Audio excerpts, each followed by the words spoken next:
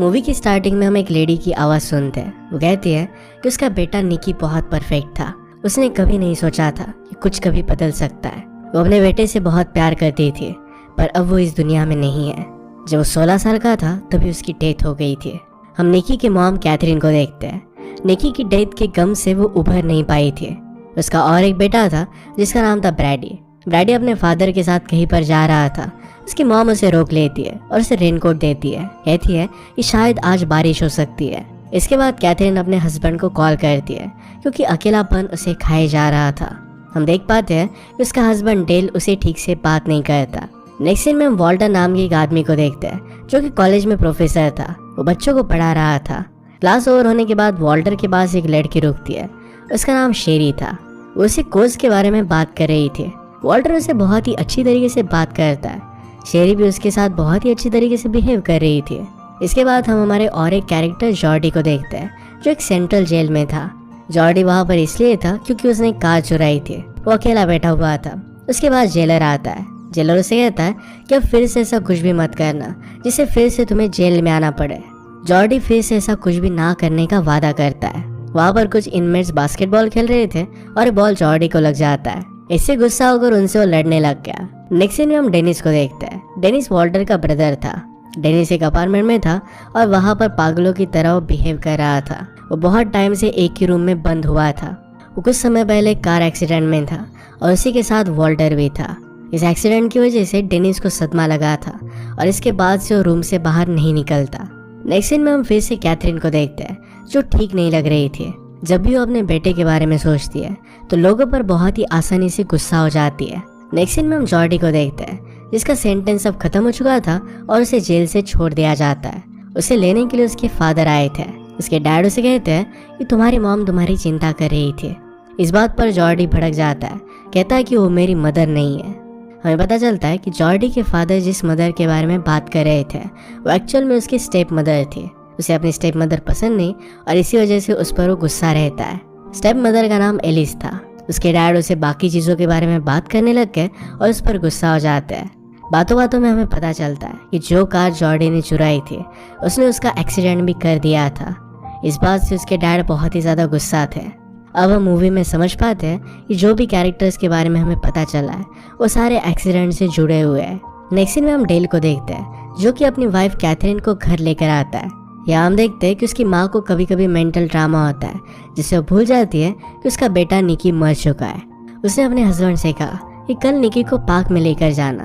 उसके हस्बैंड उसे संभाल लेते हैं और उसे सुला देते हैं। जब वो फिर से बेड के पास आए तो कैथरीन को रोता हुआ देखते हैं। नेक्स्ट डे जॉर्डी खाना खा रहा था। उसके डैड उसे कहते हैं कि अगर इस वीक में तुमने कोई भी जॉब नहीं ढूंढी तो मैं तुम्हें सपोर्ट नहीं करूंगा। ये कहकर वो वहाँ से चले जाते हैं। नेक्स्ट सीन में डेल कैथरीन को कहता है कि आज ब्रेडी को तुम स्कूल छोड़ दो, मुझे कुछ काम है तो मैं कर नहीं पाऊंगा। आगे उन्होंने ये कहा कि हम सब एक फैमिली है।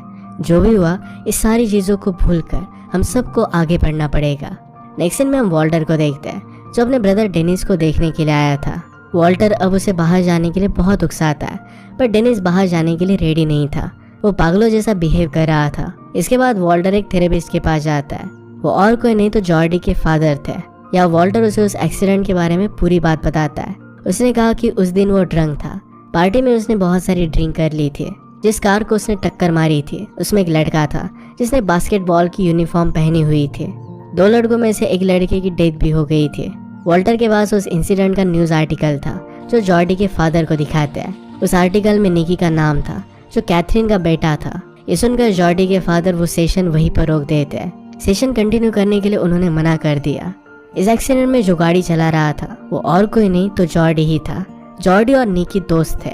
अभी उनके लिए पर्सनल हो गया था और इसी वजह से वो सेशन कंटिन्यू नहीं कर सकते थे। पैरेलल में हम कैथरीन को देखते हैं जो उसकी बेटी निकी के एक्सीडेंट के स्पॉट पर आई थी। वो रोज़ वहाँ पर आकर थोड़ा सा टाइम बिताती है ताकि वो अपने बेटे के पास महसूस कर सके। इसके बाद वो घर पर आती है। वहाँ हम देखते हैं कि उसने अपने बेटे निकी के कमरे को वैसा ही रखा था जैसे वो पहले था। जब घर में कोई भी नहीं होता था तो वहीं पर जाकर वो बैठी रहती थी। उसे याद कर कर रोती थी। वो आज भी उसके रूम में थी तभी वहाँ पर ब्रैडी आता है। कैथरीन उससे कहती है कि इस रूम में मत आओ। ब्रैडी को अपने फ्रेंड के पास जाना था तो सिर्फ परमिशन लेने के लिए आया हुआ था। कैथरीन उसे साफ साफ मना कर देती है। इसके बाद हम जॉर्डी को देखते हैं जो अपने जॉब की तलाश में एक पिज्जा प्लेस पर काम करने के लिए आया हुआ था। जब वहाँ के मैनेजर को पता चलता है कि जॉर्डी पहले जेल जाकर आया है, तो मैनेजर इसके बारे में उससे पूछ रहा था। जॉर्डी को इस सब के बारे में बात नहीं करनी थी। मैनेजर कहता है कि अगर तुम मुझे कुछ भी बताओगे नहीं तो मैं तुम्हें जॉब नहीं दे सकता। जॉर्डी उसे बता देता है कि मैंने कार को चोरी किया था।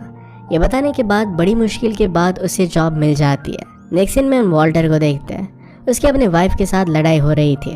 अपना झगड़ा सॉर्ट करने के लिए वो एक रेस्टोरेंट में जाते हैं। रेस्टोरेंट में आने के बाद वॉल्टर टीवी में एक न्यूज़ लगाता है और उसकी वाइफ उसके साथ रोमांस करने की कोशिश करती है, पर वो साफ साफ मना कर देता है। वो कहता है कि आज ये सब करने का उसका मूड नहीं है। वॉल्टर के टीवी में बिजी होने का एक रीजन था। टीवी में रिपोर्टर और कोई नहीं तो उसकी स्टूडेंट शेरी थी। वो शेरी को पसंद करता था। इसके बाद हम जॉर्डी को देखते हैं। वो अपने रूम में खुद को प्लीज कर रहा था। इसी बीच उसकी स्टेप मदर एलिस वहाँ पर आ जाती है। उस पर वो बहुत ही ज्यादा चिढ़ जाता है। एलिस उसे सॉरी कहकर वहाँ से चली गई। इसके बाद वो पार्क में जाकर बैठ गया। वहाँ पर वो अकेला था। उसके बाद मेलिस नाम की एक लड़की आती है। उसकी एक ओल्ड फ्रेंड थी। वो उससे बात कर रही थी, पर जॉर्डी उसे ठीक से बात नहीं कर रहा था। मेलिस फिर वहाँ से उठकर जाने लग गए। जॉर्डी को बुरा लगता है और वो खुद उसके पीछे पीछे आ गया, उससे बात करने लग गया। मेलिस जॉर्डी को एक पार्टी में इनवाइट करती है। इसके बाद हम वॉल्टर को देखते हैं। वो घर पर आता है और देखता है कि उसकी वाइफ घर छोड़कर जा रही है। वो उसे रोकने की कोशिश करता है, पर अपनी सिस्टर के पास चली गई। इसके बाद हम डेनिस को देखते हैं, जो बहुत ही परेशान था। तभी उसके पास एक कॉल आता है। ये कॉल उसकी गर्लफ्रेंड का था।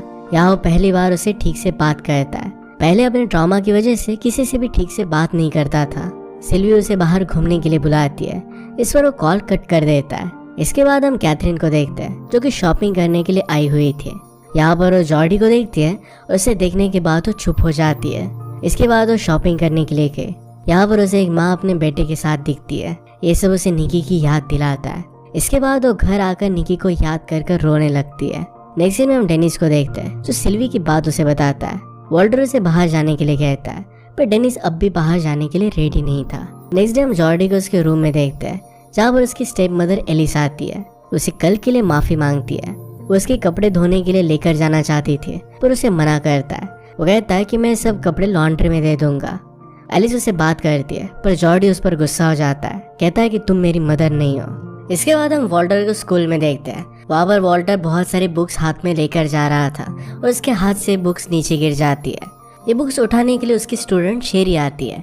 इसके बाद शेरी और वॉल्टर घर आकर दोनों इंटीमेट हो जाते हैं। नेक्स्ट सीन में हम कैथरीन को देखते हैं। वो जा रही थी और तभी उसे एक लड़का दिखा, जिसका वो पीछा करती है। जब वो उसे देखती है तो कोई और ही लड़का था। उसने निकी को एक्सपेक्ट किया था। वो उसे भुला नहीं पा रही। नेक्स्ट सीन में हम कैथरीन को डेल और ब्रैडी के साथ खाना खाते हुए देखते हैं। कैथरीन ब्रैडी को बास्केटबॉल खेलने के लिए जोर डालती है। ब्रैडी कहता है कि बास्केटबॉल खेलने के लिए मैं अच्छा नहीं हूँ। कैथरीन कहती है कि तुम्हारे फादर एक बास्केटबॉल प्लेयर है, तुम्हारा ब्रदर भी था, तुम्हें उनकी तरह बनना चाहिए। डेल उसे कहता है कि बस बहुत हो गया। ये सुनकर कैथरीन वहाँ से चली जाती है। नेक्स्ट सीन में हम एलिस को देखते हैं, जिसने कपड़े नहीं पहने थे। वहाँ पर जॉर्डी आता है और इसके बाद उसे जाने के लिए कहती है। जॉर्डी वहाँ से नहीं जाता और उसके साथ इंटीमेट होने की कोशिश करता है। यहाँ पर एलिस भी उसे नहीं रोकती और वो दोनों इंटीमेट हो जाते हैं। इसी बीच वहाँ पर जॉर्डी के फादर आ गए। जॉर्डी बाथरूम में जाकर छिप जाता है। उसके फादर बाथरूम में जाने वाले थे, पर एलिस उन्हें रोक लेती है और उनके साथ इंटीमेट होने लग गए। इस चीज़ का फायदा उठाकर जॉर्डी वहाँ से चला जाता है। नेक्स्ट सीन में ब्रैडी बास्केटबॉल खेलने की कोशिश कर रहा था, पर उसे बास्केटबॉल थोड़ा सा भी पसंद नहीं आता। अपनी मदर के कहने पर वो करना चाहता था। यहाँ डेल भी काम कर रहा था, तभी उसकी उंगली पर कुछ कट लग जाता है। ब्रैडी फर्स्ट एड किट लेने के लिए जाता है। जब उसकी मॉम ब्रैडी के हाथ में निकी की बॉल देखती है, वो इस बात पर गुस्सा हो गई और कहती कि मैंने तुम्हें कितनी बार बताया, निकी की चीज़ों को हाथ मत लगाया करो। इस बात पर ब्रैडी कहता है कि वो मर चुका है। नेक्स्ट सीन में हम डेनिस को देखते हैं। उसके बाद उसका ब्रदर वॉल्टर और सिल्वी आई थी। सिल्वी को देखकर डेनिस परेशान हो जाता है। वॉल्टर उसे यहाँ पर लेने के लिए आया था ताकि वो सिल्वी के साथ बाहर जा सके। उसके बिहेवियर को देखकर वॉल्टर सिल्वी को जाकर गाड़ी में बैठने के लिए कहता है। वॉल्टर उसे तैयार तो कर देता है, फिर भी उसके साथ नहीं जाता। वॉल्टर को अकेले ही वहाँ से जाना पड़ता है। इसके बाद हम जॉर्डी और एलिस को साथ में देखते हैं। उन्होंने अपना अफेयर कंटिन्यू किया था। इसके बाद जॉर्डी जब जॉब पर था तो उसे फिर से मेलिस मिलने के लिए आए। वहाँ पर दोनों बात करते हैं। वो जब बात कर रहे थे तभी मैनेजर उन्हें देख लेता है। कहता है कि तुम्हें सही से काम करना चाहिए। रात में हम कैथरीन को देखते हैं, जो कि अकेली बैठी हुई थी। वहाँ पर उसका बेटा पानी पीने के लिए आता है। कैथरीन उसे बात करने की कोशिश करती है। उसका बेटा कहता है कि मुझे परेशान मत करो। वहाँ से वो चला गया। रात में वो ब्रैडी के सोने के बाद मन ही मन में उससे माफी मांगती है। नेक्स्ट सीन में मेलिस को देखता है जो कि जॉर्डी के घर उसे छोड़ने के लिए आती है। जॉर्डी मेलिस को उसके घर लेकर जाता है। वो दोनों कुछ बातें करते हैं और एक दूसरे के साथ अच्छा सा टाइम स्पेंड करते हैं। उन दोनों ने फिर किस किया। तभी वहाँ पर उसकी मदर आ गए। जॉर्डी से उसकी फ्रेंड को मिलवाने के लिए कहती है। मिलने के बाद वो वहाँ से चली जाती है। उसे देखकर हम समझ जाते हैं कि वो बहुत ही जेलस फील कर रही थी। नेक्स्ट सीन में हम वॉल्टर को देखते हैं जो कि अपने भाई डेनिस के साथ था। वहाँ पर सिल्वी आती है और देखकर डेनिस चुप हो जाता है। वॉल्टर के थोड़े से समझाने के बाद वो सिल्वी से बात करता है। नेक्स्ट सीन में हम जॉर्डी और मेलिस को देखते हैं जो दोनों झूला झूल रहे थे। जॉर्डी नीचे गिर जाता है तो उसके पीछे पीछे जानबूझकर मेलिस भी नीचे गिर गए। वो दोनों बहुत बातें करते हैं। मेलिस उसे उसकी माँ के बारे में पूछती है, क्या तुम उसे सचमुच में अपनी मदर मानते हो? वो कहता है कि ऐसा कुछ भी नहीं है। मेलिस ने उसे कहा कि क्या तुमने अपनी मदर को नोटिस किया कि किस तरीके से हमें वो देख रही थी? वो ऐसा रिएक्ट कर रही थी कि जैसे मैंने उसका बॉयफ्रेंड छीन लिया। जॉर्डी उसे अपनी स्टेप मदर के बारे में बात करने से मना करता है। मेलिस से बात मान लेती है। वो पूछती है कि क्या तुम मुझसे प्यार करते हो? इस बात पर वो हाँ कहता है। इसके बाद वो दोनों किस करते हैं। नेक्स्ट में वॉल्टर शेरी के साथ था। वॉल्टर और दोनों बात कर रहे थे। शेरी कहती है कि उसने उसका 2 साल पहले इंटरव्यू लिया था जब उसका एक्सीडेंट हुआ था। वॉल्टर को एक्सीडेंट के बारे में बात करना अच्छा नहीं लगता तो वहाँ से वो निकल जाता है। इस बात का उसे गिल्ट था। दूसरी तरफ हम जॉर्डी को देखते हैं जो अपने काम पर था। वहाँ पर पिज़्ज़ा मैनेजर आकर उसके काम के लिए उसे बहुत सुनाता है। जॉर्डी ऑलरेडी बहुत परेशान था और ये सब सुनने के बाद वो क्विट कर देता है। इसके बाद हम उसे मेलिस के साथ देखते हैं। वो अंदर अपनी टी शर्ट चेंज करने के लिए जाता है। तभी वहाँ पर एलिस आती है और उसे रोकने की कोशिश करती है। उससे बात करना चाहती थी पर वो वहाँ पर नहीं रुकता। इसके बाद दोबारा घर आने पर उसे उस एक्सीडेंट के बारे में याद आती है। वो निकी की मॉम को कॉल कर बुलाता है क्योंकि एक्सीडेंट की रात निकी उसी की गाड़ी में था। नेक्स्ट डे कैथरी जॉर्डन के बुलाने पर उसके पास आती है। दोनों फिर बात करते हैं। जॉर्डी कहता है कि ये सब मेरा ही फॉल्ट था। कार चुराने का प्लान मेरा ही था और अनफॉर्चुनेटली एक्सीडेंट हो गया। उसने सामने वाली कार को देखा ही नहीं था और वो बहुत ही तेज आ रहे थे। जॉर्डी सारे एक्सीडेंट की रिस्पॉन्सिबिलिटी अपने आप पर ले रहा था। कैथरीन ये सब सुनकर कहती है कि सारी गलती मेरी ही है। मैंने अपने बेटे को पूरा समय नहीं दिया था। अगर मैं उसके पास होती तो ऐसा कुछ भी नहीं करता। वो कब अपने टीनेज ईयर्स में आगे बढ़ गया उसे पता ही नहीं चला था। इसके बाद हम वॉल्टर को देखते हैं जिसके पास डेनिस का कॉल आता है। उसे कहता है उसके पास सिल्वी का कॉल आया था और उसे उसके साथ बाहर जाना है। ये सुनकर वॉल्टर को अच्छा लगता है। हम कैथरीन को देखते हैं जो घर आकर अपने बेटे की सारी चीज़ों को आग लगा देती है। अब वो मूव ऑन करना चाहती थी। चीज़ों को जलता देख डेल वहाँ पर आता है और आग बुझा देता है। इस सब के बाद वो अपने बेटे ब्रैडी से भी माफ़ी मांगती है। वो उसे बताती है कि मैं कुछ दिनों के लिए तुम्हारी आंटी के यहाँ पर जा रही हूँ। नेक्स्ट सीन में हम वॉल्टर को देखते हैं जो डेनिस को रेडी कर रहा था। डेनिस तैयार होकर निकल जाता है। अब वो 2 साल के बाद घर से बाहर निकल रहा था। वॉल्टर को रियलाइज हुआ कि उसे निकी की मदर से बात करनी चाहिए, उसे माफ़ी मांगनी चाहिए। वो भी इतने सालों से गिल्ट में था। नेक्स्ट सीन में हम जॉर्डी को देखते हैं। वो घर आकर एलिस से बात करने की कोशिश करता है। वहाँ पर उसके डैड आकर उसे मारने लगते हैं क्योंकि एलिस ने उसे सब कुछ बता दिया था। मार खाते वक्त वो नहीं रुकता और अपने डैड को मारने लग जाता है। इस सब के बीच में एलिस आ गई और अपने हस्बैंड को वहाँ से लेकर जाती है। नेक्स्ट सीन में वॉल्टर कैथरीन से माफ़ी मांगने के लिए आता है। कैथरीन अपने हस्बैंड को छोड़कर जा रही थी। जब उनके बेटे की डेथ हुई थी तो उसके हस्बैंड ने एक आंसू भी नहीं बहाया था। वो रात रात तक रोती रहती। उसने उसे बिल्कुल भी सपोर्ट नहीं दिया था। डेल उसे रोकने की कोशिश करता है पर वो नहीं रोकती। इसके बाद वहाँ पर वॉल्टर आता है। कैथरीन को पता था कि वॉल्टर ही है जिसने उसके बेटे की कार को टक्कर मारा था। वॉल्टर उसे माफ़ी मांगता है पर उसकी माफ़ी एक्सेप्ट नहीं करती। वो अपने बेटे ब्रैडी के साथ वहाँ से निकल जाती है। नेक्स्ट सीन में हम जॉर्डी को देखते हैं जो मेलिस के साथ एक बस में कहीं जा रहा था। वहीं पर हम डेनिस को भी देखते हैं। डेनिस बहुत ही खुश था क्योंकि आज 2 सालों बाद वो पहली बार बाहर आया था। इसके बाद वो सिल्वी के साथ डिनर के लिए जाता है। इसी के साथ ये मूवी एंड हो जाती है। एक भयानक से इंसिडेंट के बाद किस तरीके से लोगों की लाइफ बदल सकती है ये मूवी हमें दिखा कर जाती है। अपने प्रॉब्लम्स को फेस करते हुए हम लाइफ में आगे बढ़ सकते हैं, इसका एक होप देकर जाती है।